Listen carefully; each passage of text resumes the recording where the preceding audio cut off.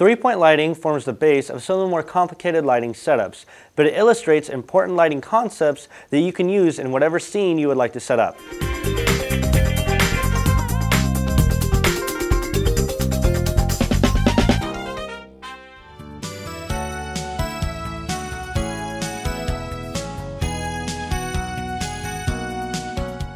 The main goal of three-point lighting is to get a nice even distribution of light across the subject, avoiding deep shadows, while allowing the subject to pop a bit from the background.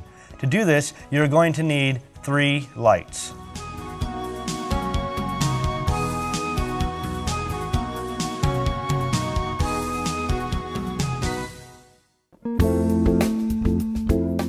The first light that we're going to be talking about is the key light.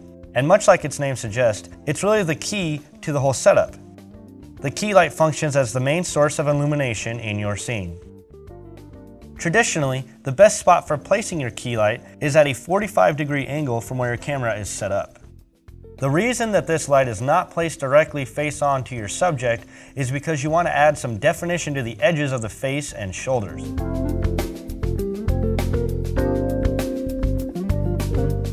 While placing the light straight on gives your subject an unflattering deer in the headlights look, similar to if you used a flash on a still camera.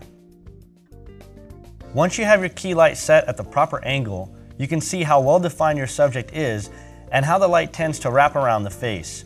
However, you're also seeing severe dark shadows on the opposite side of the face, and the scene itself looks pretty gritty.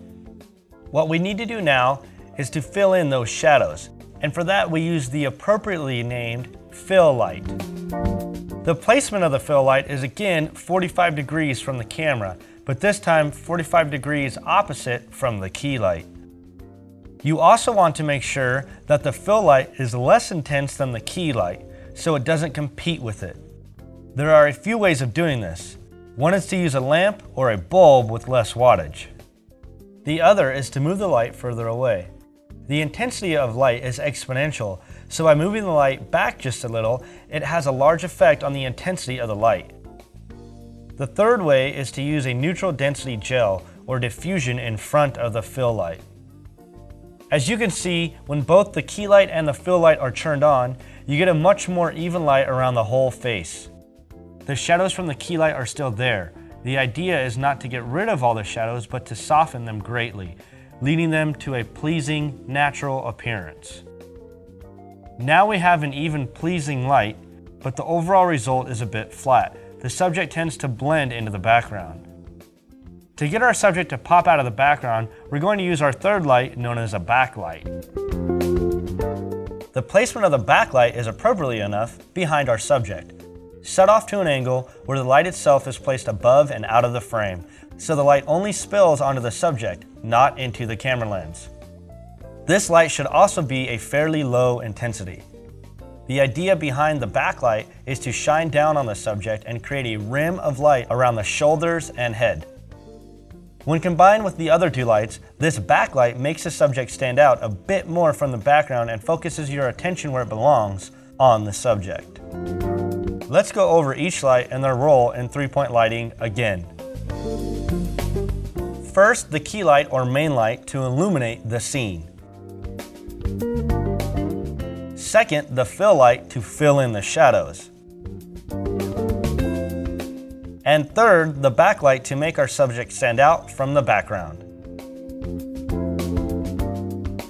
When we combine all 3, you get that pleasant, all-around good lighting that makes the subject look great.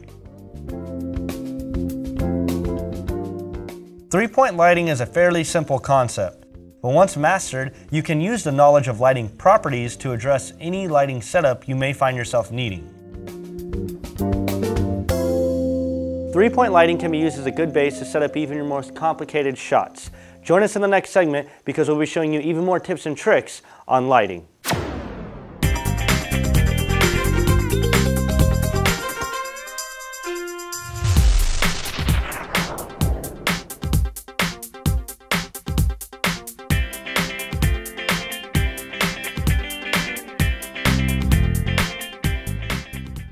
Get the latest tips, tricks, techniques, and product reviews delivered to your door for less than $1 an issue. Try an issue free at www.videomaker.com/be free.